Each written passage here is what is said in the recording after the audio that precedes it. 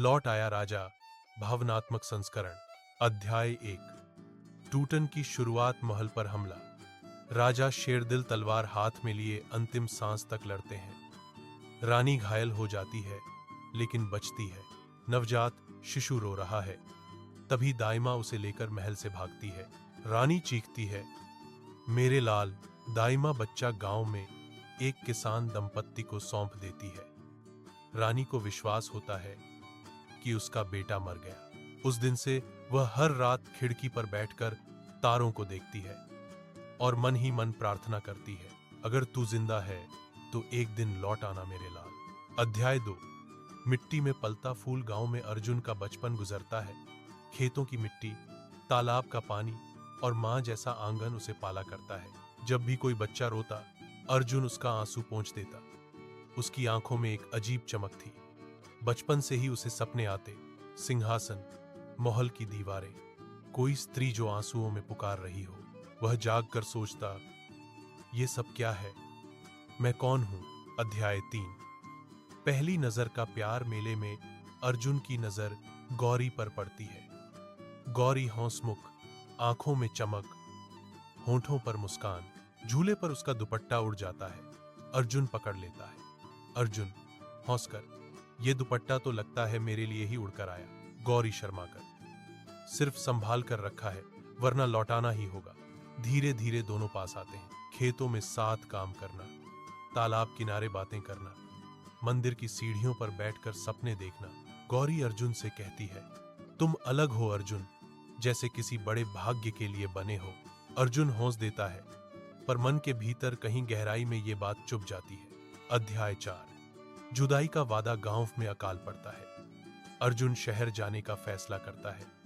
गौरी की आंखों में आंसू भर आते हैं। गौरी, अगर लौटे नहीं तो? अर्जुन, मैं लौटूंगा क्योंकि मेरा दिल यहीं बसा है, तुम में। गौरी मंदिर में दिया जलाती है। अर्जुन मिट्टी उठाकर कसम खाता है। अध्याय 5। शहर की यातना। शहर में अर्जुन मजदूरी करता है। अपमान, ताने, भूख सब झेलता है, लेकिन उसकी बहादुरी धीरे धीरे चमकती है। वह अन्याय के खिलाफ खड़ा होता है, डाकुओं से लड़ता है। लोग उसका नाम लेने लगते हैं। रात को चांद देखता है और बुदबुदाता है, गौरी, ये वही चांद है जो तुम्हारे गांव से भी दिखता होगा। गौरी भी गांव में वही करती है। वह अर्जुन के नाम चिट्ठियां लिखती है, पर किसी तक नहीं पहुंचती। वह उन्हें मंदिर की मूर्ति के नीचे छुपा देती है। अध्याय 6। महल के रहस्य और पहला ट्विस्ट। एक दिन शहर में अर्जुन की मुलाकात एक बूढ़े साधु से होती है। साधु उसकी हथेली देखकर कहता है, तेरे भाग्य में सिंहासन लिखा है, लेकिन सावधान, तेरे अपने ही तेरे दुश्मन बनेंगे। अर्जुन चौंक जाता है। उसे बुलावा आता है महल में सैनिकों की मदद करने के लिए। गौरी खुश होती है कि उसका अर्जुन कुछ बड़ा कर रहा है। अध्याय 7। महल की साजिशें। अर्जुन महल पहुंचता है, लेकिन उसकी पहचान किसी को नहीं पता। वह बस वीरता के लिए जाना जाता है। मंत्री उस पर शक करता है। कभी कभी रानी उसे देखती है तो उसकी आंखें भीग जाती हैं, लेकिन वह खुद से कहती है, नहीं, मेरा बेटा तो मर गया था। दाइमा दूर से अर्जुन को देखती है और रो पड़ती है।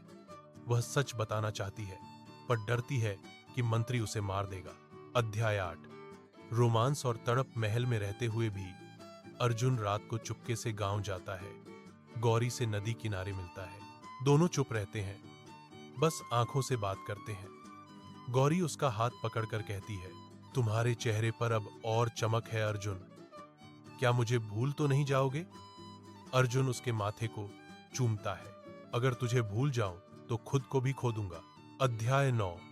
विश्वासघात और दूसरा ट्विस्ट। मंत्री अर्जुन को गद्दार साबित करने की कोशिश करता है। महल में जाल बिछाए जाते हैं। अर्जुन बाल बचता है। रानी गुप्त रूप से उसके जख्मों पर मरहम लगाती है, लेकिन अपनी पहचान छुपाती है।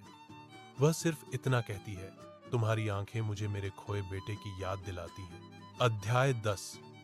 निर्णायक युद्ध। मंत्री राज्य पर कब्जा करने के लिए युद्ध छेड़ता है। अर्जुन सेना का नेतृत्व करता है। खून, आग और तलवारों के बीच अर्जुन अपने बचपन के सपनों को याद करता है। युद्ध में उसकी पीठ पर जन्म चिन्ह दिख जाता है।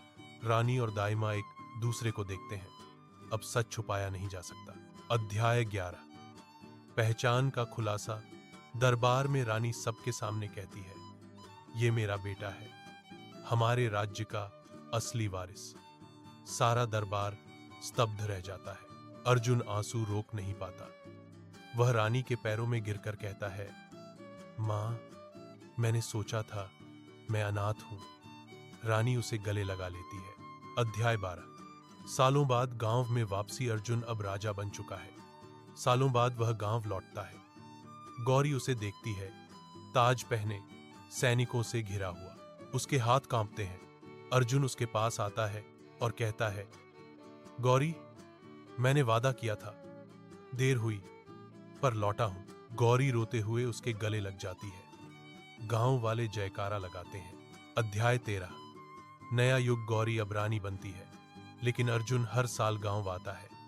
वह गांव में नई नहर, स्कूल और खेतों के लिए सिंचाई बनवाता है। लोग गर्व से कहते हैं, हमारा बेटा राजा बना, पर दिल से वही अर्जुन रहा।